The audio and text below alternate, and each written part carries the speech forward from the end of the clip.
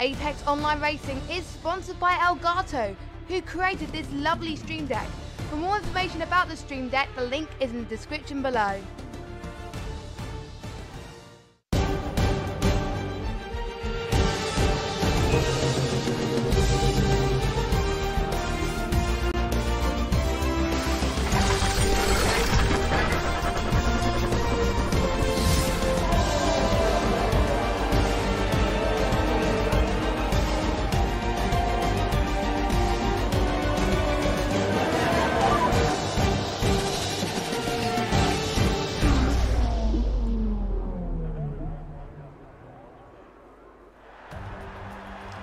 Hello and welcome back to the Apex Online Racing Hype Energy F1 League on the Xbox platform. After a long winter break, we're back for more Season 16 at Hockenheim, this time for the 11th round and German Grand Prix. My name is Justin, and once again joining me in the commentary box, it's Andy. It's good to be back. 2019 is upon us. Happy New Year to everyone watching. Happy New Year to you as well, Justin. It's time to get started, get back down to business for the second half of the season. And what a season it's been so far. We might have Evo in fine form throughout the season. He's been first and third in almost every race, apart from last time out in Silverstone. The gap down to 80 points as Veloci's a prize finally won before we went for the winter break for the first time at the British Grand Prix. So the season, it's all set up nicely, and hopefully we can have a thrilling second half of the season, Justin. Yeah, it was a fantastic race last time out at Silverstone. We saw OMG, it's Joe picking up his second place of the season so far. Also, the first podium of the year for Jason 97 F1 as well. It was really exciting, but the real surprise, as Andy already mentioned, was Evo down in 6th place. It just was a weekend to forget for him. He's had a long time to think about that race, though, and to prepare for this race at Hockenheim for the German Grand Prix. And it is very good to be back to sim racing, to watching the best of the best go around. The tires available for today are the medium, the soft, and the ultra soft compounds. However, I don't know if we're going to be seeing too much of the ultra softs during qualifying, because supposedly doing a one-stop going from ultra soft to medium is rather difficult, if not impossible. Track records go to GTO Killer Whale on PC with a 1 minute 44.8. Of course, that was Season 13 was the last time that we had Hockenheim on the calendar. Total time was a 42 minutes and 22.0 seconds, and that was on PlayStation 4 in Season 13 as well. And it's a very interesting track, lots of overtaking locations, and a nice mixture of corners as well. 17 corners total, 3 DRS zones actually as well, so we're expecting lots of overtaking. We do have a hot lap with Alex Buckmaster commentating with Kimi Larson driving.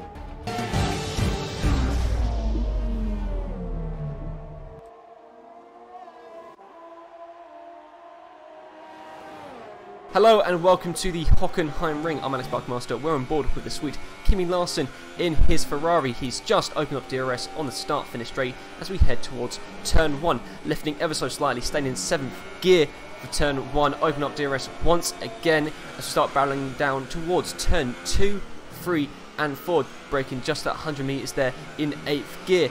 Now here we go, running a bit wide as we go into the Parabolica. DRS open for the 3rd time as he goes into 8th gear, gets him ready for turn 6, which is the hairpin. Here we go, so he's about to brake just before the 100-meter board, right down into 2nd gear, open up, ready for another long straight. Here we go into 4th, into 5th gear. You're going to make sure you're ready for turn 7, not even lifting at all, keep on accelerating as we got heavy braking zone into turn 8. Mercedes taking a lovely bit of curve there, if I do say so myself, into 9, into 10, another long straight as we head into turn 11. Mobile 1 only shifting down ever so slightly into 6th gear, into 7 as we go into Sachs. Make sure you don't bin it like any other Ferraris do as we go into a very tight, tricky section, very technical, into 13, 14 and 15. And then you go for the last corner, number 16.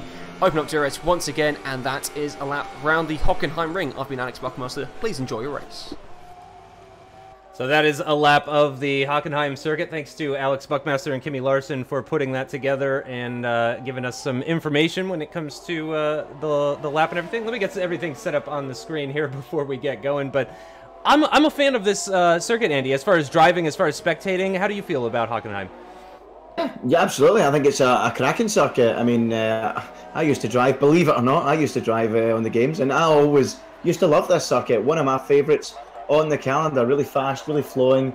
And yeah, it is great for overtaking down into that hairpin. Perhaps a little bit overpowered, some might say. There could be a few DRS trains like we've seen before. So already this season, like we saw back in France. But yeah, 16-turn circuit. And really, really enjoyable. The action you can get from turn 2 all the way down to the hairpin, and then even right down to the Mercedes grandstand at turns 8, 9 and 10. So, you know, action everywhere in the circuit. Certainly one of my personal favourites, Justin. And as you touched on, speaking about strategy, you mentioned the ultra soft tyre, the soft tyre, and the medium tyre, the compounds here. And yeah, as you mentioned, Justin, I don't think we're going to see much running on the ultra soft tyre in qualifying. It's just all about dialing yourself in for that late run on the soft tyre to make that one-stop strategy work. Yeah, not sure about the weather just yet. I have to say there are a fair number of clouds in the sky with a bit of darkness to them. It's not all blue skies here in Germany. Just having a look around as Matt212 actually puts in a competitive time of 111.5 on the Ultra Softs. He's one of only 2 drivers to set a time on the Ultra Softs so far, as I'm on board with Team Vodka Shot, and he seems to have a bit of traffic ahead. I'm not sure if the guys ahead are actually pushing for lap times or not. Again, it's still very early days in this qualifying session, just over 12 minutes still remaining. And again, really, the times that we're seeing now probably not really representative of what we're going to get towards the end of the session. But we do have some information as far as some of the drivers. Restev, for example, in the Sauber, is going to be racing on the wheel today for the first time, and Leopard has unfortunately broken his wheel, or his wheel has broken on him. I don't want to associate blame if it's not deserved, but Leopard's wheel has broken regardless of who's to blame, and so he'll be racing on the pad today. So we've had a bit of a swap with Restev now on the wheel and Leopard now on the pad, so that could shake things a little bit as well. Yeah, it certainly could, Justin. We mentioned about it off air about how if you used to race on a wheel, or you usually raced on a pad, then went to a wheel, then had to go back to a pad, it really is and feels terrible. You lose all that realism that you had before. You're just playing on a silly pad compared to the wheel. And if you haven't had that experience before, it's difficult to understand, but really it's crazy how different it can be. So yeah, a couple of changes there. A shame that that's happened to Leopard, but Restev driving on the wheel for the first time. Interested to see how he gets on. And not only that, a couple of promotions as well to mention. VSR Holland moving up, VSR Murso as well moving up from Tier 2, and I know a lot about them. I've seen them race many a time, and they are no slouches, so they'll fit right into this field, and I'm really excited to see how they get on as well. And I have heard about the weather, Justin. It may look rather murky out there, rather dull grey, but I've heard from the host that there will be no rain expected throughout qualifying and the race. So it's going to be a dry weekend here in Germany. Interesting. Yeah, we've had a lot of precipitation in this season, and a lot of different shakeups and stuff like that. So it'll be kind of nice, I imagine, for the drivers to come back to just an all dry weekend. Just focus on the strategy that they've planned. No weird curveballs being thrown at them or anything like that. We're just watching Simon go around. I think he's probably going to be heading back into the pits. He is on maximum deployment at the moment as he heads through the Mobile 1 curve, one of my favorite curves, and then immediately followed by another one of my favorite curves. I love banking. I love a bit of camber to my corners, Andy, and Hockenheim is able to deliver at least one when it comes to that. And indeed, VSR Simon is going to come back into the pits, as are a number of drivers. Let's have a little bit of a look, actually, with Restev. I'll go on board with him. I believe, yeah, he is on an outlap at the moment, so he's not going to be pushing flat out, but we can go on board with him and really pile that pressure on for the new wheel user, as I'm sure he's already feeling the pressure as it is. He is slowest at the moment with that 114.1, but I have no idea how competitive he was wanting that to be. He may not want to start on the Ultra Softs. We do have a couple of cars coming out now on the yellow marked soft compounds, with Zelchi and the Renault, VSR Holland, and Langman as well. And it looks like OMG, it's Joe again, who finished second position last time out at Silverstone in that Force India. He's going to be coming out on a set of the soft compound tires as well. Just over 9 minutes remaining in this qualifying session, so I imagine we'll start seeing more and more times start to come onto the board now.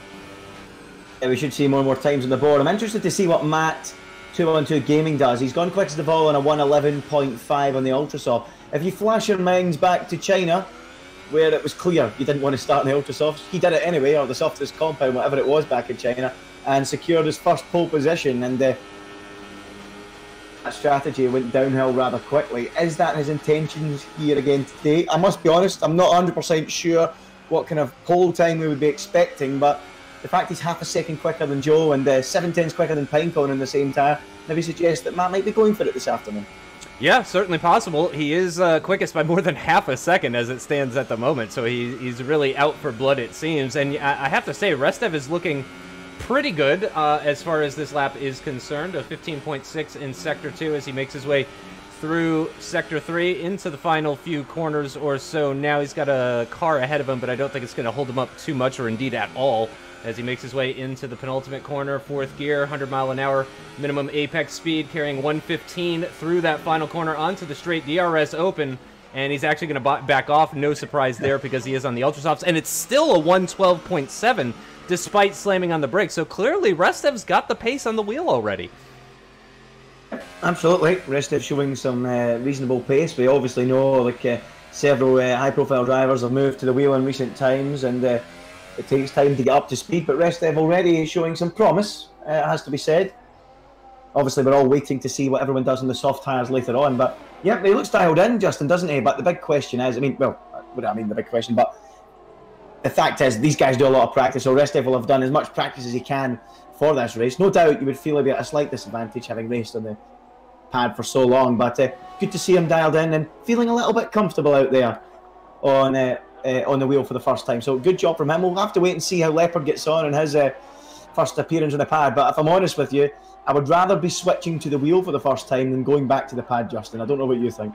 Yes, yeah, absolutely, without question. As we see Pinecone dive into the pits, he had a rather difficult time last time out at Silverstone after not scoring any points whatsoever, but it was looking like a pretty strong race from him right up until it all went wrong. I think it was a hardware issue of some kind, if memory serves me correctly.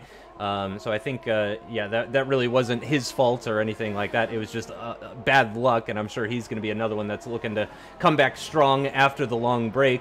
And just going back to Restev for a moment, if he got his wheel on Christmas Day, then that would mean he's had just under 2 weeks of practice with it. So I don't know what the circumstances were for him getting his wheel, but if it was a Christmas present, then he'll have had about 12 days worth of practice or thereabouts. So he certainly looked comfortable out there. Again, we don't really know as far as pace is concerned, but he looked confident as more so dives into the pits in that Renault. And actually, we've got a lot of cars in the pits. Jason 97 F1 is going to join them. Matt 212 and Zelchi are indeed the only cars out on circuit at the moment, with just under 6 minutes remaining in this German Grand Prix qualifying session. So we'll have a look at Matt as he's coming to the end of a lap, but he's actually out of fuel, so I think he's going to be coming in, and Zelchi is also coming in. So cheers, guys. We have absolutely no action going on out on track, and yep, I was right. Matt comes back into the pits as well. So if one of them could get back out on circuit, that would be fantastic. It's probably not going to happen, though. We might be waiting a little while.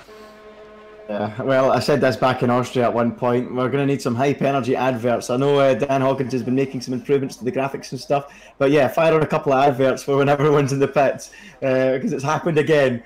But yeah, Matt 212, I have to say, Justin, there's no doubt about it. Going for pole. He's going to try and go for pole. I don't think he could better that time on any other tyre. But as Joe has made a good comment actually in the stream, and he's come to our aid there, he said that time is beatable by runners on the soft tyre. So there you go. That's what he thinks. I think he's definitely going to go for pole, and I think in the final 4 and a bit minutes with the track evolution, he should be able to take that pole position for the second time this season on that alternate strategy. But it will certainly be one to watch, but I'm pretty sure I've seen a car coming down the pit lane there, Justin, and it is. It's MVP0, the first man out in the softs, and the first man we're going to see put in a competitive time on those tyres. So let's see what the benchmark is. It's going to be interesting. Yeah, I'll go on board with MVP0. Of course, he's just warming up his tires and saving his ERS and all of that kind of stuff. So it's not going to be too thrilling. But hey, it's better than watching the pit lane. So he's had a bit of an interesting season as MVP0. He's currently 9th in the standings, so pretty much midfield. But he has had that podium back in China, showing those kind of flashes of brilliance. He's had a 5th, 2nd, 9th, 8th, 5th, 10th. 7th and 4th with 2 DNFs. So every race he finishes, he does finish in the points. And he's finished every race except for 2, so he's got a pretty good record. I mentioned last time out, I actually specifically remember talking about MVP Zero last time out. It's small mistakes that seem to be holding him back. He seems to have one small issue. I think it was a 5-second penalty that he got at Silverstone for speeding in the pits. Stuff like that, it seems to be really what's holding MVP Zero back in Season 16. Well, we'll see how he can get on as the season progresses. I don't remember his name in previous seasons, Justin. I presume it's his first season. So, yep. I mean, I think it just takes time to get yourself bedded in. And he's done well, though. He has done well. As you say, a good track record. He's been in the points in most Grand Prix. So, yeah, I think there's plenty more to come from MVP Zero. And hopefully, he can start 2019 in style. Matt212 Gaming, by the way, just to confirm, has come back out on a set of ultra soft tyres. So, no doubt about it. He is gunning for the pole position. We've not mentioned Simon yet. He's another man that we know is capable of a lot more. No score in the last 2 races at his home circuit here in Germany. Can he bounce back and get 2019 up and running in style? Because we know Simon has got some great outright speed, Justin, doesn't he? Yeah, incredible speed as Holland gets nicely out of the way for MVP Zero. Doesn't get held up one bit. Nicely through the high-speed right-hander and into the banked left-hander, dropping it down to 3rd gear, just over 70 miles an hour at the apex, and carrying the speed very nicely into the penultimate corner. He goes down to 104, carrying more minimum speed than the last car that I saw go through that corner. Oh, the tail tries to step out, though, through that final corner, and he does go quickest of all by just 5/1000ths of a second. It's a 1:11.495 for the McLaren driver with just over 2 minutes remaining. That's not going to be enough for him to come back in and set another time, so he does retire. So that is the end of the session for him. Let's see if we can pick up one of our championship. We haven't looked at Surprise yet, and oh, he's got some traffic. It looks like he's getting ready to start his lap, and Surprise is a guy that has not had great luck when it comes to qualifying sessions. He's making his way through the final corner. DRS is open, maximum deployment as he crosses the line to start his final flying lap in this German qualifying session. DRS open again at the exit of turn 1. OMG, it's Joe goes quickest of all with a 1:11.1, immediately displaced by the ultra softs of Matt212 with a 1:10.666. Mark of the devil there. Oh, and something horrible has happened to Surprise. Now, this lap is short enough where he can get back around and try again. However, he is definitely, if this is his quickest lap, and actually it will be because he hasn't set a time, he will definitely be starting on older tires compared to the rest of the grid, assuming he gets into the top 10, which I think is a rather fair assumption. So we do have, the top 3 have all retired. Restev is out. Holland is out as well, so those guys won't be improving their times. Let's go on board with Evo, as I think he is on a quick one now. Yes, he is. He's just making his way through the left-hander onto the very long straight down towards the Parabolica, not the Italian Parabolica. This is the German Parabolica. Completely flat out and up through the gears and down towards the likely very popular overtaking location at this hairpin. Onto the brakes, nice and hard, right down to 1st gear. Completely misses his apex, but I don't think that's going to hinder him too much as he gets back onto the power. VSR Simon now up there in 3rd position with a 1:11.2, but not able to go quicker than OMG. It's Joe. VSR more so as well, up in 4th there, Andy. I have to say, I think that time from Joe might be very, very impressive. Joe said a few moments ago that time would be beatable by the top guys, the time that Matt did earlier on, but a 1:11.1 seems to be a great lap time. Simon unable to topple him. Murso, as you say, on his return to the top tier, putting in a fine show. But what about CRG Evo? He wants to bounce back from 6th place last time at Silverstone. Can the prancing horse go any quicker than 15? Surely he will. It's only 4th though for Evo. Simon and Evo both failing to beat Joe. What a time from him. Surely it's all now down to what Veloci Surprise can do. Or is Joe going to take a surprise? Well, not quite pole, but virtual pole position with Matt212 on the ultra soft tyre. I'm very, very surprised at that. What can Surprise do? He's coming into the final sector now, Justin. Yep, just making his way through that cambered corner and onto the power. He does have a car just ahead of him, but I don't think it's going to hold him back too much or indeed at all. Through the final couple of corners now for the Mercedes driver. Can he be quicker? I don't think it is. He's into the 110s, 111s, 111 point. Whoa, it is so close. So close. 21 thousandths of a second. but the Mercedes of Veloce Surprise has done it. He goes quicker than OMG It's Joe. VSR Simon pushed down into 4th. Evo down into 5th position. Pinecone in 6th, more so in 7th, MVP 0 8th, Jason 97 F1 starting from way down in 9th, just ahead of the other Mercedes of EVR Reynolds, and that is the session done. The checkered flag is out, has been out for a while, in fact, and the rest of the drivers have all pitted or retired, so that is going to be the end of the session. Oh goodness, a little contact there between the two Mercedes cars. I can't change the camera. Sorry, guys. That's not going to look great for the team later on in social media, but that's all right. So that is your qualifying session for the German Grand Prix for Season 16 of Apex Online Racing Hype Energy F1 League on the Xbox platform. Let's do a quick rundown once again. It is Matt212 taking his 2nd pole position of the season, but once again, starting on the ultra soft tires, which is definitely not optimal for strategy. Surprise will be the leading soft runner with that 111.1, 21 thousandths quicker than the Force India of OMG It's Joe. VSR Simon joins him on the 2nd row of the grid in the Red Bull. Then comes the Ferrari of Evo alongside the Haas of Pinecone. The Renault of Morso will start alongside MVP 0 in the McLaren. Then the other Haas of Jason 97 F1 alongside the other Mercedes of EVR Reynolds. Zelchi, Leopard, Holland, Langman, Restev, P1R Brown, Team Vodka Shot, and VSR Clone Troop bringing up the end of the grid. So, indeed, the two drivers that have switched their what they're using to drive are outside the top 10. And that is, again, Restev, who is on the wheel for the first time, and Leopard, who is on the pad as his wheel is broken. So it's going to be a tough day for those guys, but you know, it's a nice long race. It's clear skies. at the very least, it's dry for them. So that's a bit of solace for them.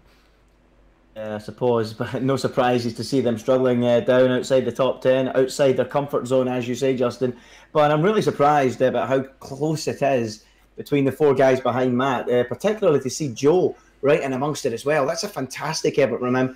Almost beating Surprise, who somehow managed to get ahead right at the end of the session. So a good job from him to be basically the pole sitter. I don't see how Matt212 can cling on for too long out front. We saw back in China what happened to him. Hopefully he can be less compromised, although I do feel it is a compromising strategy. But yeah, I'm really excited to see top between the other 4, Justin, because as I mentioned earlier on in qualifying, when it comes to battling, this track is absolutely magnificent, and trying to break the toe down that long straight is really, really difficult. So, Surprise, Joe, Simon and Evo, I'm sure they're going to provide us with a cracking race to start 2019. Yeah, strong slipstream effects here, but also 3 DRS zones. So come the end of the 2nd lap, Matt212 is probably going to be in a spot of bother for sure. I think it was in China, I think it was around lap 3. He never did actually break away from the soft runners, if memory serves me correctly. He never actually built that gap that he would have needed. And here, it's going to be much the same, if not more difficult, because, of course, in China, you have Sector 2, and then you have the increasing and decreasing radius corners at the start and end of the lap, stuff like that, which makes it, which is very different compared to here. You don't have so much of the high-speed corners. Turn 11, of course, is a bit of a high-speed corner. Final couple of corners, turn 1. But aside from those, it's pretty high-speed / low-speed stuff. So it's going to be difficult for Matt212 to break away. The good news is, though, is that Matt212, for someone like Evo, who's starting down in 5th position, Matt212 could be a real blessing if he holds up Surprise and Joe and Simon for him.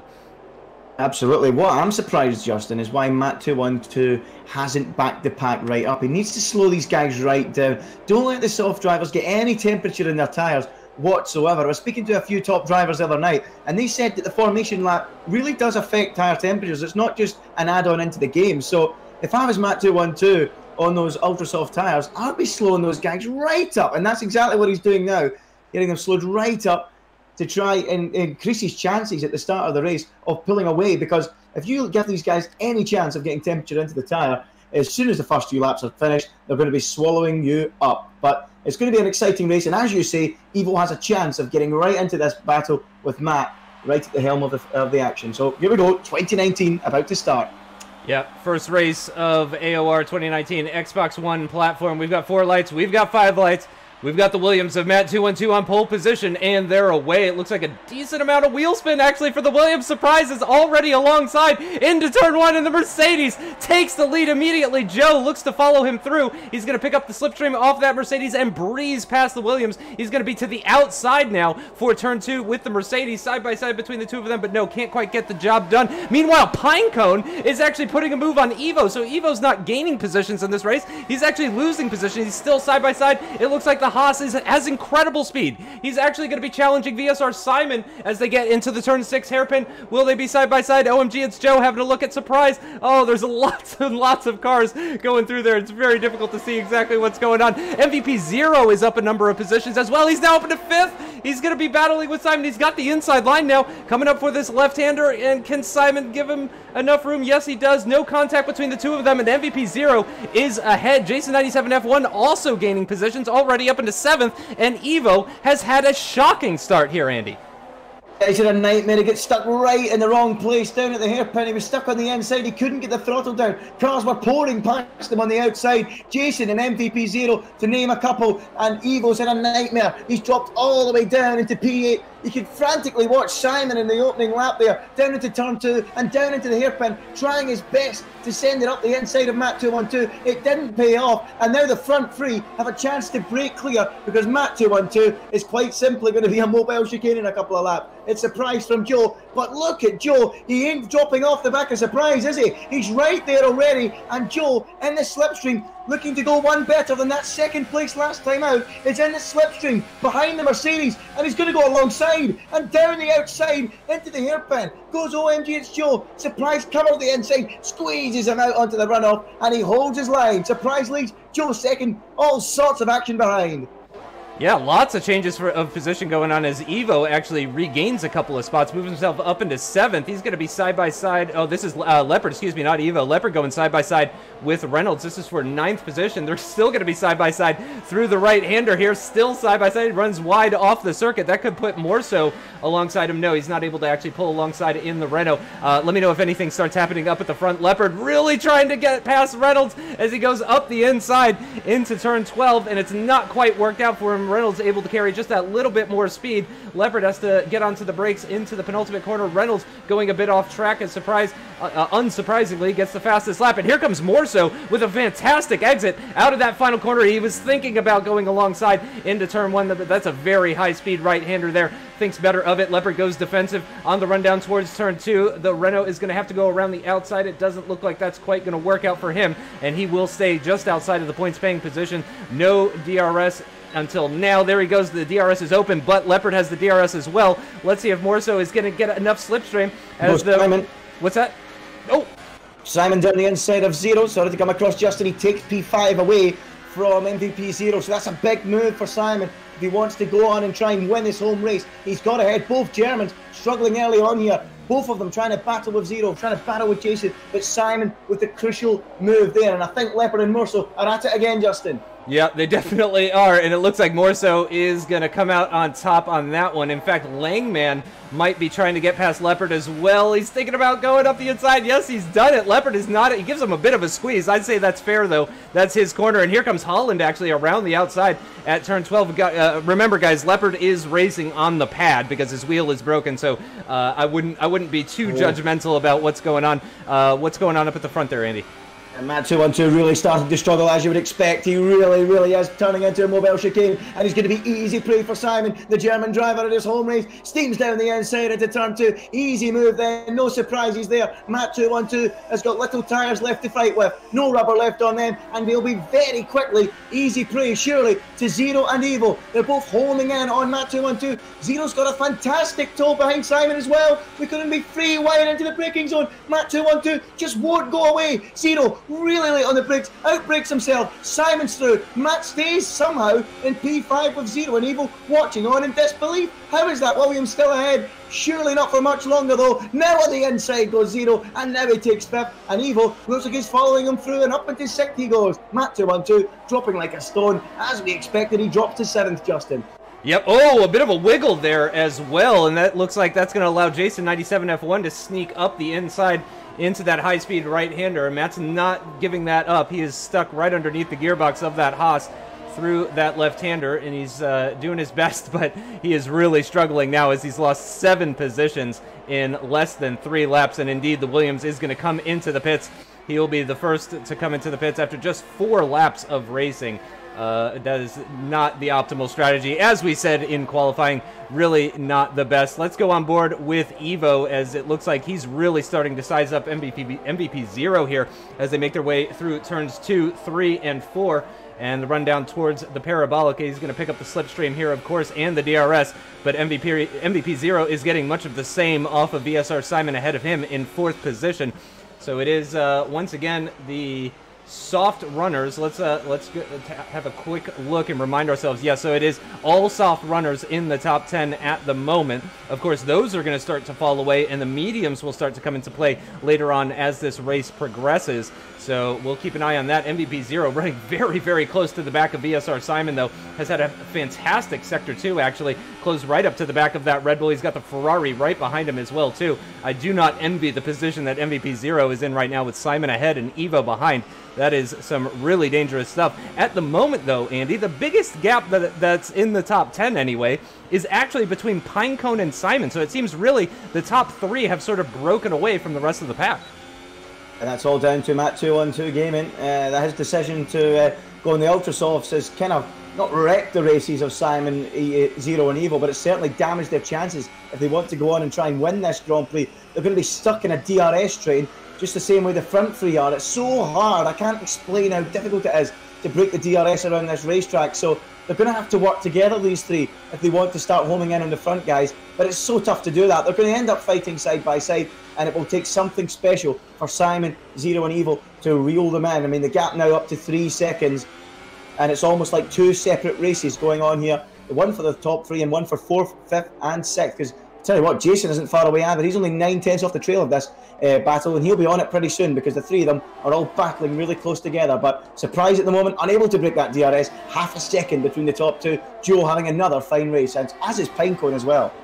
Yeah, Surprise, I imagine, is going to be happy with this as well, and Evo languishing down in 6th. However, I don't know if you noticed, Andy, OMG It's Joe has already picked up a 3-second time penalty, so I think that is going to, well, at the very least, that would put him down into 3rd position. He does have more than a 3-second gap between himself and Simon currently, but who knows if that will remain, as we're only 6 laps completed as we start lap 7 now, and just under 28 laps to go in this German Grand Prix, so still lots of things that can happen. We did see Clone Troop managing to squeeze his way past the Williams of P1R Brown on the previous lap. He got that done at the turn 6 hairpin, managing to overtake the Monaco Grand Prix winner and move himself up into 14th position. And it looks like Restev actually is closing up to the back of LCR Leopard. So, oh, yeah, they are in fact side by side. So we've got Leopard on the pad and Restev on the wheel. Neither of them comfortable with their current input device, and they're going to go side by side into the turn 6 hairpin. And Leopard is going to, I believe, stay ahead. Yeah, he was already ahead. So Leopard stays ahead of Restev for now in that little Ferrari sister team battle. I wonder if they'll swap equipment on the way by there. As I was wondering, just throw it out the window. Here, do you want the pad? Then I'll give you the wheel, you know, on the way past. But yep, Leopard now up into 12 and 13th down goes Restev. But as you say, Justin, yeah, they're not comfortable with what the equipment they're using, and I think that might affect Restev because since he's came into the tier, he's been really impressive since he rejoined, and he's actually been in the points in every single race he's competed in since very he returned. consistent. So he's going to have.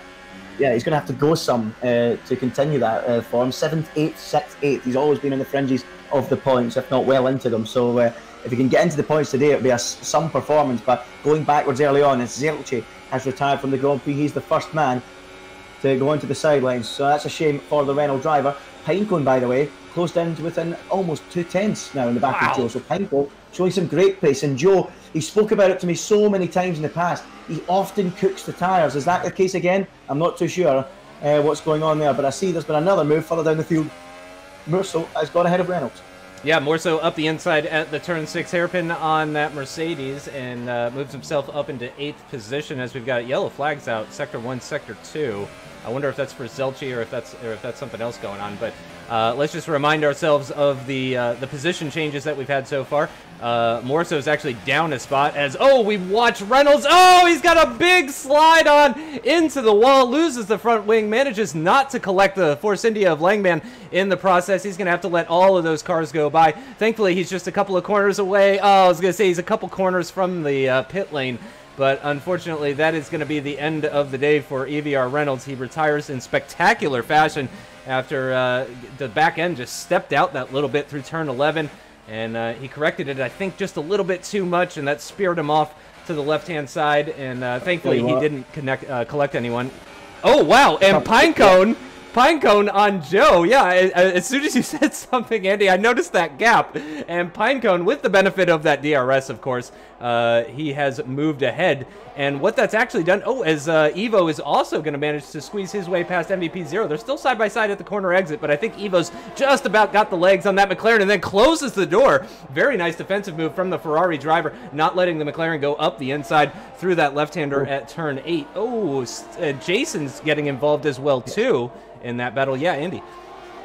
Great stuff there from Evo. Great decision to switch across and force Zero to the opposite side of the track. It nearly left Zero hanging out to dry and had Jason punching his way past him. It wasn't to be, but I have to say, that is a big deal. That is a huge big deal. That I was just about to say, the fact that Surprise has built the DRS is going to be crucial for this race. He's now going to have to work even harder to pull away, because a 3-second time penalty is the last thing he needs.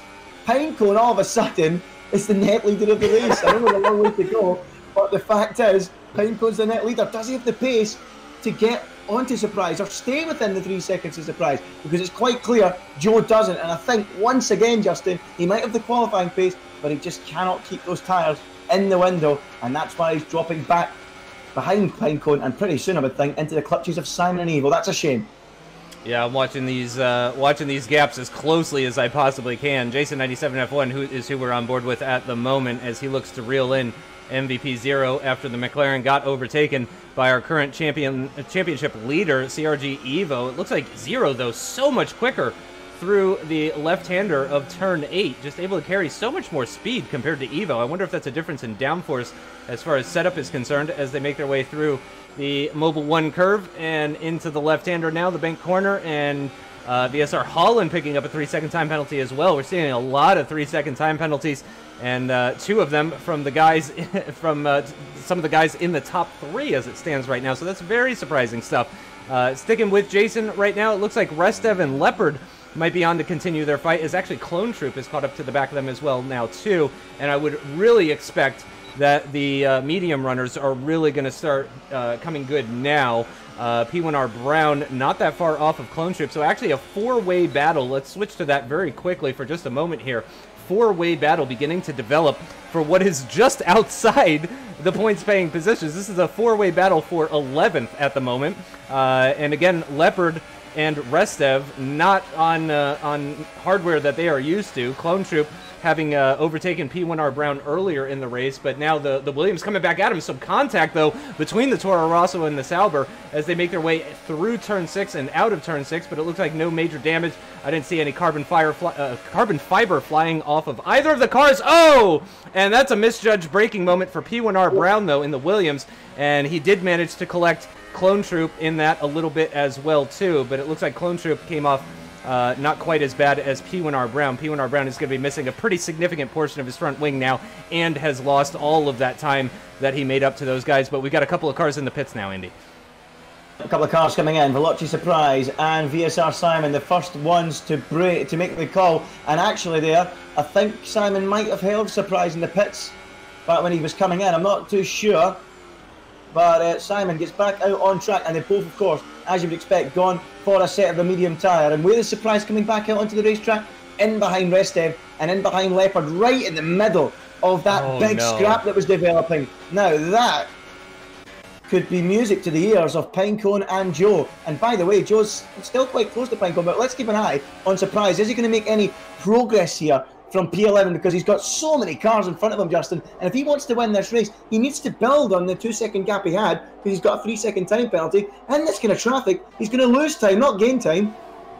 Yeah, I was gonna say, Surprise needs to do something different, probably. You know, because he now has that 3-second time penalty, the undercut is really what he needed to try and do in order to pull a 3-second gap to the rest of the front runners. However, the risk of pitting early is, of course, you're more likely to come out into traffic, and that's exactly what's happened. Restev ahead of him is on 11-lap old soft tires, and surely is not going as fast as Surprise is actually capable of. Let's go on board. There's a lot more cars into the pits. Pinecone, Evo, Zero, Morso, Langman, Restev all come into the pits. So that's going to give Surprise just a little bit of breathing room. He did pick up the DRS on the run down towards turn 1, dipping that outside wheel into the gravel just before the corner. He's really pushing as hard as he can. DRS again on the run down towards turn 2. Can he get close enough to Leopard to actually pick up the DRS off the Ferrari? Yes, he is actually. So he's going to be moving pretty quickly here. DRS is going to be active now for the Mercedes driver. You can hear the beep as he activates it, opens up that rear wing, and accelerates to 200 miles an hour. Is he going to break 200 miles an hour? Yeah, fairly easily. Into the braking zone now, and Leopard and Holland are really battling one another, and that's not great for Surprise, of course. Just looking down the field, it looks like Matt 212 might be attacking Langman here for 12th position. Actually, he's already gone by, so I'm not gonna switch to that battle as the Williams moves himself up into 12th position. Now, of course, they're still battling, but I'm still on board with Surprise at the moment, as he's going to be waiting for Joe and Jason and Holland and Leopard to all come into the pits. But here's the problem, Andy. Holland and Leopard are on mediums. They're not coming in anytime soon. Yeah, they are. They're not going to come in anytime soon as Joe and Jason come in. But the big fact here is, look at Pinecone's gap to Surprise. It was 2 seconds. It's now about 5.5 seconds. So it's worked for Surprise. He's got the advantage. He's got the gap he needs to Pinecone. The problem is he needs to start clearing these guys, or Pinecone will start coming back at them. Let's keep an eye on Veloci Surprise. Can he do what he needs to do? I think Joe's actually going to come out ahead of Pinecone, is he? No, he's just behind him. In fact, Simon has also got himself ahead of Joe. So Simon's the man on the charge at the moment, Justin. As they've come out of the pits, ahead of Joe's come out behind Simon, and Simon's right behind Pinecone as well. But let's keep an eye on Veloci Surprise. He's side by side with Leopard in the braking zone. He's going to be forced round the outside. You don't want to be going on the outside there, and he remains frustrated. He remains tucked up behind the Ferrari, but surely he's going to pull alongside as they run down towards the Mercedes grandstand. A Mercedes car making a move down here. Go on, get the fans on their feet. Can he do it? Yes, he pushes his way alongside, and they're going to go side by side through the next corner, and Surprise gets his elbows out and gets himself up into second place. A vital move there, but I don't know what's happened to Pinecone. He's just dropped right off this group, and it's now Simon that's his nearest rival.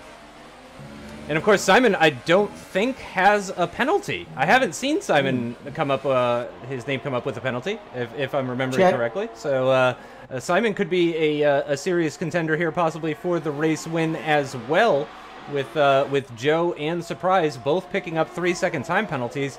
They're really going to need to step on it as we're rapidly approaching the halfway point of this race, into the heavy braking zone at turn 2 for the Mercedes of Veloci Surprise, and feathering that throttle through the left-hander into the Parabolica. He's got the DRS, he's got the slipstream on the Red Bull, and Holland isn't going to fight that too much, and the Mercedes breezes right on by. VSR Clone Troop still out there on his first stint, as is LCR Leopard, of course, too. Those guys will be coming in for a set of the soft compound tires in a handful of laps or so, thereabouts, we expect.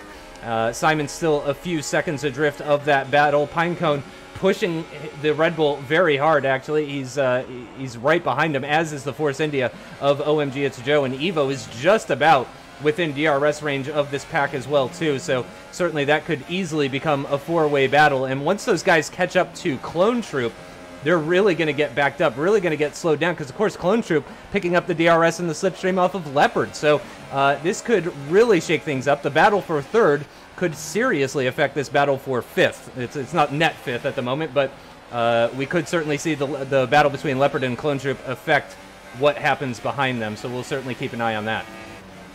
Yeah, it's going to be really interesting, because it could really damage his another penalty for Joe. It's beginning to fall apart, isn't it? He's now behind Simon Pinecone, and he's got 6 seconds worth of penalties, so he's going to do well to finish in the top 5 or 6, the way things are going for Joe now. But here comes Clone Troop on to the back of LCR Leopard. He's in the toe, he's going to go down the outside of Leopard. He's a brave man to try that. Is he going to be able to make it stick? They're both on 15 lap old tires.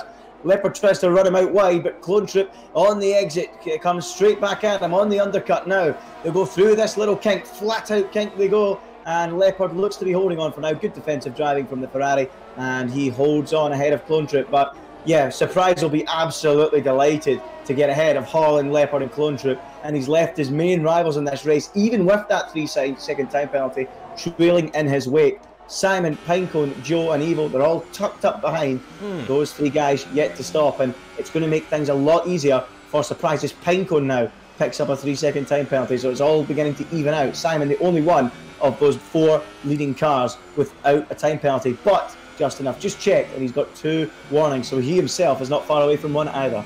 Yeah, he's definitely going to have to be cautious because him and Evo are the only ones that don't have a time penalty at this stage. I'm on board with Jason 97 F1 actually in the lower end of the points paying positions as he looks to make his way past MVP 0 through turn 2, through 3, through 4, and onto the DRS straight. Nicely done for the Haas driver. DRS deployed as he closes up to the back of that orange McLaren, who's going to stay to the left-hand side. Jason with the inside line should be able to breeze right on by with the 1 lap fresher tires as Clone Troop.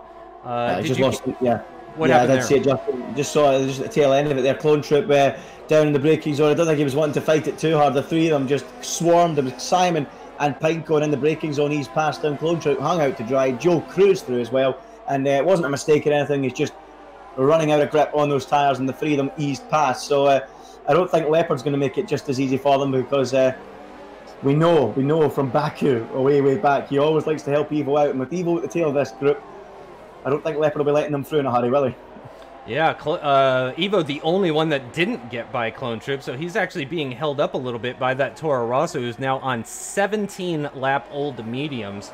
So certainly he's not going to be going as quick as Evo in his 5 lap old mediums, and especially Evo probably just a little bit quicker driver as well. Oh, Evo thinks about going up the inside into turn 2, but couldn't quite get alongside before turning in for the corner, so he's going to have to stay behind. He's losing time to the front all this time. Oh, that's a great backwards view. That's a less great forwards view, but let's go on board with Evo as he breezes past the Clone Troop, moves up into 7th position. But he's got... Oh, but Clone Troop's coming back at him. He actually stays at the inside of that turn 6 hairpin. Yeah. Tell you what, look at this battle for P3. Leopard's holding them up so much. And Pinecone is there as well now. Pinecone's got himself ahead of Simon. Simon is not going to be a big fall. Oh! There goes Leopard into the wall. A touch from Pinecone sends Leopard pirouetting and spinning into the barrier. And round and out he goes. Well, I think they just got a little bit too impatient there, waiting for Leopard to pick up the throttle on his ruined tyres, and Pinecone got a little bit naughty. Whether there was a desync or not, we'll have to wait and see later on, but he certainly, from our screens, touched him into a spin, and round he went. Simon will be furious to see Pinecone back in front of him. Leopard again causing issues for Simon, just like he did back in Baku. Yeah, Leopard is not going to be happy about that one. But again, I don't think he was really expecting to be super competitive near the front today just due to being on the pad. So that's going to drop him down to stone dead last. And that's actually a great visual representation of how the smallest mistake, the smallest issue, and he's gone. He's gone. He was battling with guys in the top 5, 6, 7, that sort of region, and just that one off-track excursion. We did get to see as Pinecone and Simon are battling. Simon gets past the Haas once again, moves himself back up into 3rd position. Jason 97 F1 is going to make his way past the Toro Rosso of Clone Troop, and it looks like MVP 0 is going to try and follow him through as well too, and he's just about narrowly ahead of the Toro Rosso as they make their way through the left-hander. And yeah, MVP 0 has moved up ahead as well too to follow after Jason. That could be a battle that goes on for a while, but I was going to say, as Leopard has actually retired out of that race, so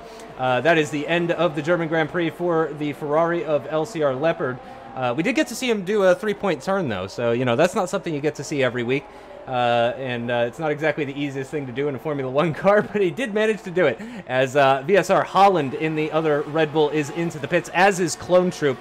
Those two guys both starting on that set of mediums, of course, and that's going to drop them well outside of the points-paying positions, I would assume. However, they could be a threat later on with those soft tires, as they're going to be doing a 15-lap stint on those set of Yellow Mark soft compound tires. So we'll keep an eye on their progress later on, as Holland has actually come out right behind Restev, and we might be on for an overtake here. Here comes Evo up the inside at the hairpin. Evo on the inside of Joe. He's had a frustrating race, Evo, trying to overtake cars, but on this occasion, he was unable to find a way through, and Joe clings on for now. Remember, Joe got a hat full of penalties, so fight it, because he doesn't know how many penalties other cars have got, but not a car Evo will want to be fighting. He'll be wanting to get up to Simon and Pinecone, but he had a look up the inside into the hairpin there. He couldn't quite get it done, and Joe clings on for that position for now. But I think we're seeing here this big DRS train of cars, second down to fifth position, just how crazy the race could have been if Surprise was involved as well. But he's showing great maturity, Surprise, in the way he's cleared the drivers around him to get up into the position he's in. And even with that 3-second time penalty, you've got to say he's going to be in control of this race for a second straight win. And Evo at the moment doesn't look like he can get himself ahead of Joe, and he's losing time to the guys like Pinecone and Simon ahead. And Evo, it's going to be tough for him from here, but surely on this occasion, Justin, he's going to have a chance down into turn 6 to get the move done at the hairpin.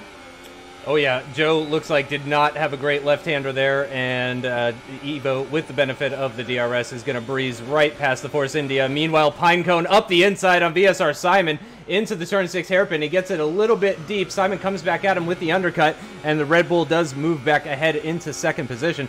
Keep in mind that Pinecone does have a 3-second time penalty, so at the moment, Evo would finish in third. Oh, a bit of a lockup for the Haas driver into turn 8. It's going to lose him a little bit of time to VSR Simon, but it's not too crucial as P1R Brown makes his way past the Force India of Langman, who's been languishing outside of the points in this race so far. A bit wide for Pinecone there through the banked left-handed corner. And as they come to the end of this lap, he has lost a bit of time. He's still just about within DRS range, but Evo is getting closer and closer. He gained a few tenths just in that final sector alone, did the Ferrari of CRG Evo, our current championship leader, by 80 points, as Matt212 joins the list of people who have 3-second time penalties, as we're at the start of lap 22 now in this German Grand Prix. Just under 12 laps remain, or just over 12 laps remaining, excuse me, in this race. Jason has now caught up to the back of OMG to Joe. So Jason doing what Jason does, which is quietly gaining positions in this race. And I wonder if he could be on for another podium. We know that Simon is tantalizingly close to picking up a 3-second time penalty himself after Andy checked and saw that he had 2 warnings. So we could see a 3-second time penalty for the Red Bull currently running in second position. We're not expecting a time penalty from CRG Evo, but it wouldn't be the first time it's happened this season. If that did happen, is Joe very wide through the right-hander of turn 10, and that's definitely going to put Jason right up to the back of him. In fact, I think here on lap 23, coming up in under a minute's time, we might see the Haas making his way past this Force India, Andy. Yeah, Jason, as solid as ever, as you say, Justin. Been in great form in recent races. 5th in France, 4th in Austria, and a 3rd in Britain. It would be a tall order to get onto the podium, given that Evo and Simon are ahead without any penalties. But remember, he passed Evo back at Silverstone, much to our shock. We later found out Evo did have front wing damage on that day, but still counts. Let's see how he gets on. Yeah, it still counts, absolutely. And Jason has been showing some great pace in recent races, and here he comes onto the back of that Force India. The Haas driver of Jason, who's been in AOR, it seems, forever, and he's going to go alongside down into the braking zone, easily out braking, surely. Oh, no. MVP really 0-2. Falling in as well, but through goes Jason. Joe was way too late on the brakes, but he slingshot himself, slingshotting out of the corner to come back side by side with Jason, running down into the Mercedes grandstand section. He's on the outside. He won't be able to get through again, and Jason is up into the top 5 and potentially the top 4 with Pinecone's penalties. So great job there from Jason. Now up into what is 5 on circuit, potentially P4 though, with Pinecone's penalty count. So good job there from Jason yet again. MVP 0 there was really clipping at the heels of OMG It's Joe, but unable to find a way through. I had a quick message as well from LCR Leopard. He said that D-Sync was to blame for the incident. So that's what Leopard has told me, and he says he'll be back on the wheel for the Hungarian Grand Prix next week. The wheel will be delivered this week, and it'll be back to his best form then. So we'll keep an eye on that for Leopard next week. Hard luck for him today, but it's looking like a cracking battle, this. Joe and Zero hunting down the back of Jason, who's looking to break clear. Yeah, I have to say I'm impressed by Leopard's pace, considering the conditions and everything. As we said earlier, it's not easy to switch from one type of input device to another, to go from controller to wheel, wheel to controller. it really doesn't matter. They're extremely different, as MVP0 again, right on the heels of OMG It's Joe. It does seem the Force India with a better exit out of that turn 6 hairpin, able to carry a little bit more speed through turn 7 into the braking zone for turn 8. Jason 97 F1 not really pulling ahead. Worth mentioning, though, that every single car that Jason has overtaken, MVP0 has also overtaken. You know, it's very much a case of anything you can do, I can do as well, or better, maybe. It's been an entire lap that MVP0 has been stuck behind the Force India of OMG It's Joe. However, Jason is really not pulling away. Actually, as I say that, he is starting now to just about build that gap, as we're going to have 2 back-to-back DRS zones, which could benefit MVP0 significantly, as the Force India has missed out. OMG It's Joe not able to pick up the DRS off of that Haas ahead of him. It's going to be DRS for the McLaren. On the start-finish straight, on the rundown towards turn 2. That's going to bring him right underneath the rear wing of that Force India. He needs a good exit out of turn 3 and 4 here, and he's done exactly that. He's got the slipstream, he's got the DRS, and surely this will be a bit of an easy maneuver for MVP0. Oh, they lock wheels ever so slightly for just a moment there. Just a kiss, just a little smooch between the two of them, and MVP0 moves up into 6th position. OMG It's Joe with the 6 seconds worth of penalties. Clearly, he had the pace today, but it's just not worked out well for him. As we, I love these wide camera shots where you can just see a lot of what's going on the track. If anyone from Codemasters is watching, more of this type of shot, please. Less of the super zoomed in tight shots, and more of these wide things where you can see lots of action going on. That would be particularly useful for the lap 1 craziness that we had earlier. Let's have a look at Pinecone, as he's right on the back of VSR Simon. That duel continuing on as they start lap 26 of 34 in this German Grand Prix with Apex Online Racing Hype Energy F1 on the Xbox platform. It's just about half a second between the Haas and the Red Bull as they make their way into turn 2, and we'll see if Pinecone is able to make anything happen on the run down towards the hairpin. Extremely popular overtaking location. But once again, I have to say, we have 2 Haas's in the top 5. It's really been an incredible season for Pinecone and Jason 97 F1. They really are, in my eye, kind of the giant killers of this league. You know, nobody really expected them to be up there, but you know, they have been collecting podiums, collecting lots of points, double points finishes as well. It's been a fantastic season for Haas. It's always the quiet ones, isn't it, Justin? You always have to watch out for them. Pinecone and Jason always doing a fantastic job, and they just go under the radar a little bit at times, don't they? And putting in another fine show. Yes, Pinecone might have a 3-second time penalty, or perhaps more to his name, I'm not too sure. But there's a chance here that they could both finish in the top 5 yet again. As Simon, there it is, multiple warnings, he finally cracks and gets that 3-second time penalty we were waiting on. So that means the only 2 drivers without penalties in the top 5 are now Evo and Jason. Surprise, surprise. The 2 that never, ever seem to crack under the pressure. Yeah, we'll keep an eye on Jason is the one to watch. So as it stands right now, Evo would finish in 2nd position because it is less than 3 seconds between himself and Simon as it is right now. In fact, it's just over 2 seconds. But Jason now needs to try and close that gap in, see if he can try and gain some positions. Interestingly, Jason has built a bit of a gap to MVP0 as Pinecone is looking to go around the outside at turn 6. Simon feeling the need to go defensive on the rundown towards that hairpin. In the end, not actually going side by side. Evo really just lurking there in the distance. Anytime I see Evo in the back of shot there, I just kind of hear the Jaws theme playing, the dun-dun. And because Evo he's essentially already in that 2nd position. You know, he's watching that Red Bull go around a couple seconds up the road, knowing that is actually his 2nd position as it stands right now. And with just over 7 laps remaining for the Ferrari driver, I have to say it's seeming less and less likely that he's going to be picking up a penalty. So Pinecone does need to make the overtake on merit, because I believe I believe you are right, Andy. I think he just has the 1 3-second time penalty compared to Simon. So if he can manage to get past this Red Bull, he could find himself in a podium position. He certainly could. I'm just having a quick look now. Yeah, it's just the 1 penalty at the moment for Pinecone. He is on his last warning, though, about getting a 2nd one. But yeah, it is essentially for the final podium spot, this one, isn't it, between Simon and Pinecone. Can Pinecone spring a surprise and get himself onto the podium? Just to let you guys know, the driver of the day vote is now open with 6 laps to go.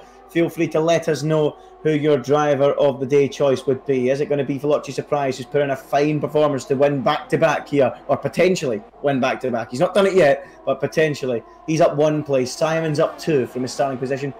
Pinecone's up 3 from his starting place. Jason, as always, just seems to creep through the order. He's up 4 places from his starting position. Evo up 1 at the moment so far. It will, of course, change when the penalties reshuffle it all. But yeah, the voting's open, so we're interested to hear on your opinions. But it looks like Surprise and Evo is going to be the top 2 with the penalty counts. It's all about what Simon and Pinecone do for that final podium spot, and Jason still right in amongst it. We should maybe have a look, Justin, at Mursell. He's actually only half a second behind Joe, and we mentioned earlier about Joe slowly fading out of the race, and he's now under pressure of losing that 7th place to Mursell, who's put in a fine performance on his return to the top tier, hasn't he? As is Holland, and I said this all fair, Justin, didn't I? Holland and Mursell are so evenly matched, and guess what? They're 8th and 9th. There's not much between them. Yep, 28 laps of racing, and they're separated by less than 4 seconds as Joe picks up a 3rd time penalty. So I think that's probably going to be just about enough to drop him outside the points. It's gonna be close anyway. Certainly if he picks up another penalty, because he's on 9 seconds at the moment. So yeah, I mean that would drop him down to, I believe, 9th. But yeah, there goes Morso breezing right past the Force India of OMG It's Joe, really just not wanting to fight that one. I mean, it was already his 7th position thanks to the penalties, so we'll keep an eye on Morso, though. Let's remind ourselves how old his tires are. They're the exact same age, actually, as MVP Zero's tires, just ahead. But I am curious to see if Morso can maybe try and close that gap in with a handful of laps still to go in this German Grand Prix. Of course, Holland, one of those guys that switched on to the soft compound for his stop, so he's been pretty quick, but he's got 3 seconds to Joe up ahead. He's already in 8th, essentially. Restev, in his first race on the wheel, is in the points. He does have at least 1 time penalty, I know for sure. Yeah. Well, he's 3 seconds just pretty much ahead of Langman. I don't know how many Langman's got, but we said earlier on it would be a tall order for Restev to get into the points. Well, he's there. What incredible if he clings on to that one. A fine performance given that he's going on the wheel for the first time. So well done to him. But Pinecone now only 2 tenths. There's a penalty for Langman. There it is. Well, that confirms what we needed there. So can Restev get that point and keep that record up as Mursell looks to be ahead now of Joe. So Mursell up to 7th, Joe down to 8th. But Pinecone and Simon looking pretty close between each other now, and Evo around 2 seconds back, so Evo can't take his foot off the gas either, Justin. He needs to stay on it because Simon is threatening to go above 3 seconds on him at the moment. It's around 2.3, 2.4 between him and Simon, so quite close. Yeah, let's actually, I'm going to put on the gap to leader interval there so that it's a little bit easier for people to figure out with the penalties and everything. So yeah, OMG It's Joe with the 9 seconds of penalties he's got would put him about 2 seconds ahead of Restev, but Restev has a 3-second time penalty, so he would actually, yeah, so I'm not really sure. It's getting very confusing, to be totally honest, but yeah, we are focusing on this battle between Simon and Pinecone. Those are 2 guys that we know for a fact only have 3 seconds worth of penalties. Interestingly, though, Evo hasn't been closing in. He's been maintaining that kind of 1.5 to 2 second gap between these two for a few laps now. So it seems Evo is probably not pushing because he knows he can't catch Surprise. Because Surprise is just way too far off in the distance and only has a 3-second time penalty. So he's got no chance of catching Surprise. So maybe he's just not bothered about getting himself involved in these two. You know, he just doesn't want to risk losing those 18 championship points that he's currently on course for. So he might just be playing it safe, taking care of his tires. He is on pretty old tires, not as bad as something's gone on. Evo! Evo with the 3-second time penalty. I don't believe it. In his home race at the German Grand Prix, the Ferrari driver picks up a 3-second time penalty on lap 31, 3 laps from the end, and that is going to ruin his chance of picking up that second place position. Well, he may have been sitting back and just accepting his second place fate before, but he's not going to be doing that anymore, is he, Andy? He's going to be pushing hard. Yeah, I think it's too little too late, though. I mean, he'll be kicking himself. I don't think Evo will be able to quite comprehend what's just happened. Usually ever consistent, even when he pushes. And on this occasion, probably dropping off for him, and all of a sudden, Simon and Pinecone are battling over second place. Absolutely incredible. So, Evo now all of a sudden on course to drop 13 points to Veloce's surprise, having already dropped a huge amount of points in the previous race. So, from looking like we didn't have a championship in our hands, we might very quickly have one in our hands. It's going to be down to 68 points if it stays like this now. And wow, given how well Evo's gone in the first half of the season, you wouldn't have predicted that gap in the last couple of races, would you? No, he lost 17 points at Silverstone, and he's going to be on for another 13 points here. So that's 30 points lost over the course of 2 races, which is shocking. Meanwhile, Langman and Clone Troop are having a fantastic scrap, actually, I have to say, for, again, this is for 11th position. Langman definitely has a penalty. I'm not sure of Clone Troop's current status on penalties, but he is on the fresher, softer tires. However, he is going to be coming to the end of the life on those softs. I mean, Langman's got to be coming to the end of the life on these mediums as well, too, as we're now on to the penultimate lap of this German Grand Prix. You can see Clone Troop really struggling at the exit of that final corner, running well off of the circuit. Langman still just about within DRS range. DRS again on the rundown towards turn 2. He's closing. Oh, yeah, is something happening up front? Pinecone was very, very close to making a move on Simon, Justin, and he's even closer as they run down into the Mercedes grandstand section. Not quite happening yet. Has news filtered through about the Evo penalty and potentially a chance at a second place here for Pinecone. He was so close as they ran down into the hairpin. Oh, this is going to be a nail-biting final lap or so for the German fans. They want to see Simon in second place. Will he get that second place? Because Pinecone is looking really hungry on that Haas to try and snatch it away from him at the moment. Final lap, but surprise, out in front, looking at his second straight victory. What a result for him, and as you mentioned, Justin, a 30-point gain on Evo in the last 2 races. So for some reason, has lost a little bit of form, a little bit of his invincibility, and it's going to be 2 straight races off of the podium, it seems, for CRG Evo. But let's keep an eye on VSR Pinecone. Is he looking to steal away that second place from VSR Simon? The 2 VSR boys going into battle. Here comes Pinecone. He's going to have to go the long way around. Simon covers the inside.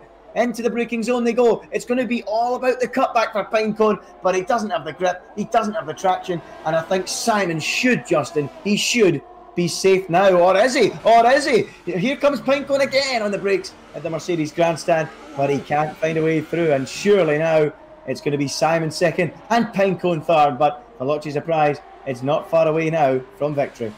Yeah, nice battling from Simon and Pinecone there. Really great stuff, really respectful stuff, which we love to see. But it is going to be Veloce's surprise. He makes his way through the final corner at the end of lap 34 to pick up his 2nd win of the season, his 2nd win in a row. He's going to do a spot of drifting across the line. It is going to be the German in the Red Bull, VSR Simon, who picks up 2nd position. Pinecone right behind him in the Haas is going to pick up that podium after that late penalty for CRG Evo, and Jason is going to finish in the top 5, so it is a double top 5 finish for the Haas F1 team. VSR Morso is going to finish in 6th position after a fantastic opening race to kickstart his season 16 challenge. MVP 0 down in 7th position. Still a good race from him in the end, just didn't have the pace to keep up with Jason 97 F1. VSR Holland also in his first race is going to bring home 4 championship points. OMG It's Joe in the end is only going to pick up 2 points, and he's only going to have 3 wheels on his car. Restev, though, in the end does get a championship point in his very first race on a wheel, so huge congratulations to the Sauber driver. Don't forget, guys, to vote for your driver of the day.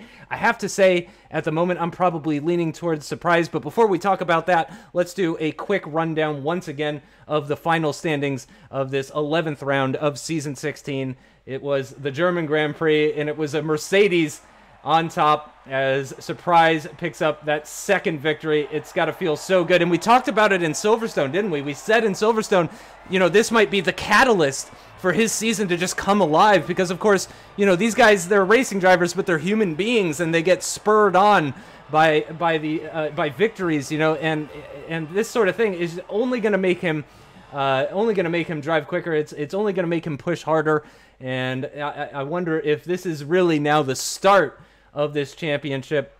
There are the final standings. Surprise with that 3-second time penalty. In the end, it didn't matter, though. Picks up the 25 points ahead of VSR Simon and VSR Pinecone. CRG Evo, in the end, right outside the podium. That's 2 races in a row off of the podium for a current championship leader. Another solid top 5 finish for Jason 97 F1. VSR more so in his first race of the season in 6th, as well as VSR Holland picking up points in his first race of the season with MVP 0 in between the two of them. OMG, it's Joe actually getting a couple of points. A pretty dismal race for him. I'm sure he's not going to be happy about that at all. But Restev, I imagine, is going to be very happy about that. VSR Clone Troop, in the end, finishing just outside with that alternate strategy going on to the softs towards the end. Langman, as well, with loads of penalties, is going to put him outside of the points as well. P1R Brown, our Monaco race winner as well, not able to pick up any points. Neither was Team Vodka Shot, and a few retirements as well, too. But, yeah, I have to say, Andy, I think I got to give it to Surprise today. I know I'm not one to usually give driver of the day to the guy that, you know, kind of just led off into the distance and won it fairly easily, but I think I got to give it to Surprise this time. It's tough. It's tough. I agree with you, Justin. Sometimes it's a little bit difficult to give it to the guy that went away and romped it, but perhaps Surprise. I mean, Jason maybe deserves a mention. Pinecone as well with the podium. All guys worthy of a mention. Murso in his debut, but I'm going to have to agree with you. I'm sitting here pondering as I look at the screen about who to click on vote, and I'm just going to press the button now. Vote Veloci Surprise. I have to agree with you, and I'm pretty sure we'll hear the result of the driver of the day pretty soon. But yeah, I really enjoyed the race again, Justin, and all of a sudden, from having no championship battle, 68 points, it closes in a little bit, and if this form continues from Surprise and Evo's little mid-season dip continues, we might have something on our hands, actually. Yeah, we are now officially past the halfway point of Season 16. That was round 11 out of 21. So officially the halfway point of the season was the end of lap 17 of that German Grand Prix. I love weird stats like that. But that was the exact halfway point, and so far, Evo is not going to be happy about his progress so far. Unfortunately, it doesn't look like we're going to get anybody. The two guys that love to join us for post-race talks are usually OMG It's Joe and CRG Evo, but I guess with both of those guys off of the podium, we're going to be stuck just kind of talking to ourselves. But I have to say, another really good race. We didn't have that battle at the front maybe that we would have liked to see. Maybe a little bit more penalties than we would have liked to see. But in the end, a fantastic race with some really, really fantastic battling as well, too. Thoroughly enjoyed that one. And I have to say, I'm really looking forward to Hungary as well, too, because especially with the two new guys that just joined us for today, they're looking strong, Andy.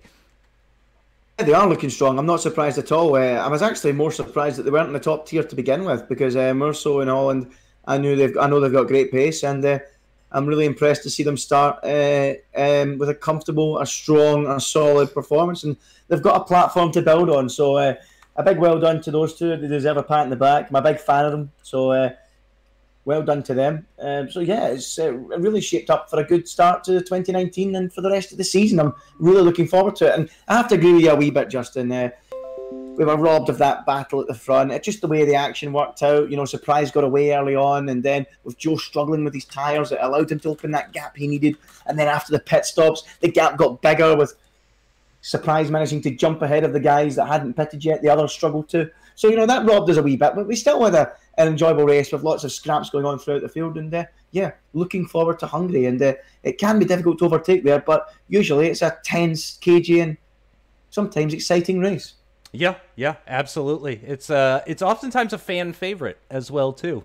Hungary is it's an interest. It's almost like a go-kart track that's been widened. It's really interesting, or a go-kart track on steroids. Yeah, we'll put it that way. I do believe we have our driver of the day for today's race. Dan has sent it to me. I'm not sure what he meant by what he just said to me, though. I'm a bit confused. But what I can tell you for certain, though, is that your driver of the day for round 11. Yep, yeah, okay, there's the confirmation. Yeah, your driver of the day for round 11, season 16 of the Xbox platform is Jason97 F1, which is interesting because, I mean, everyone knows that I'm a Jason fan, but even I didn't put him for today, but another fantastic race, of course, of gaining positions. And thankfully, we do have a driver that we can talk to about today's race. He might be in a little different mood compared to last time, but we do have OMG, it's Joe. So what went wrong out there today, Joe? Because, I mean, you had the pace. Yeah, I kind of had the pace. I was lacking a little bit in the last sector, the surprise, which is where I kind of dropped off at the end of the first stint. And then I was told that Simon and Pinecombe were in traffic. Well, Simon was in traffic. So I stayed in an extra lap to try and just keep my tyres, make sure they'd be all right at the end, which I did. And then I was right behind them, which was all nice. And yeah, Leopard was, I don't know what he was doing. In Simon's words, he was being Evo's dog. And he was defending for his life, quite literally. And then it all ended with him spinning around and then me getting wing damage because of it. And okay. So you had wing damage? Yeah, we missed that in all the chaos, but you had wing damage after your stop? Yeah, it was like, I think it was orange wing damage. It was costing me about half a second in the last sector alone. First sector was all right, but... Was that leading to the penalties as well, too, with the wing damage? Yeah, it was... I just couldn't do it. I was like... I didn't really know what to do. I was considering stopping again. It was that bad, but I was just stuck with it in the end. And I got 2 points, which is better than not finishing, but it's not really what I was looking for. Yeah, absolutely. Yeah, no, I think you salvaged what you could from the race given the circumstances. I can tell you that Leopard, I believe, told Andy that he had a desync issue. Also, he was on pad, so but yeah, he was defending very, very hard on that alternate strategy for sure. But yeah, tough luck today. Again, though, you were right up there in qualifying, you know, right up there with the fastest guys, ahead of Evo even. I mean, were you feeling that confident heading into qualifying? Did you know you were going to be that quick? I knew I could do it. I wasn't like, my setup wasn't perfect because I haven't done much practice for this track. I've done a bit, but not really what I wanted to be doing. But I knew in quali at least I could definitely take it to the likes of Simon, Evo, as you said, and Josh, and I was so close to beating them. I think it was like 200ths between me, Simon, and Josh, which is mad close. So yeah, and then of course Matt like half a second in front, but yeah, extremely close. Really great qualifying session. We really enjoyed that one. Well, thank you so much for coming in and enlightening on us. We always like talking to the drivers afterward, getting some feedback from you guys, because of course we don't catch everything. I'll be the first to admit that. So much appreciated as always. And actually, while I've got you here, I'll ask you about Hungary. How are you feeling about Hungary? Is that a track you like? No. It seems like a Marmite track. Everyone either loves it or hates it. I completely hate it, like, and the problem is I know how strong Simon in particular is. He's an absolute machine at that track, so I'm literally gonna probably be at the back end of the top 10 at that track, if I'm honest, unless I get a good start or something like that. Gotcha. Well, there you have it, folks. Some insider info. Simon's going to be the one to watch next week, so make sure you guys tune in 1 week's time for the Hungarian Grand Prix. Many thanks to Joe for joining us and talking to us after the race. Huge congratulations to Valache Surprise for picking up his second win in a row, second win of the season as well, too. And congrats again to Jason97 F1 for picking up another Driver of the Day vote. Very well deserved and a solid 5th place finish for what was a fantastic race for the Haas team. Any closing comments, Andy? Yeah, just I'm looking forward to the rest of the season. A good way to kickstart 2019, and yeah, I can't wait for the next one. We head to Hungary, and yeah, I do enjoy that track, if you're wondering. So yeah, it should be a cracker. So that is it. Thanks, guys, for joining us. We are officially into the second half of Season 16, and after that second win from Surprise, things are really getting spicy now in the championship. Thanks for watching. We'll see you next time. Bye-bye.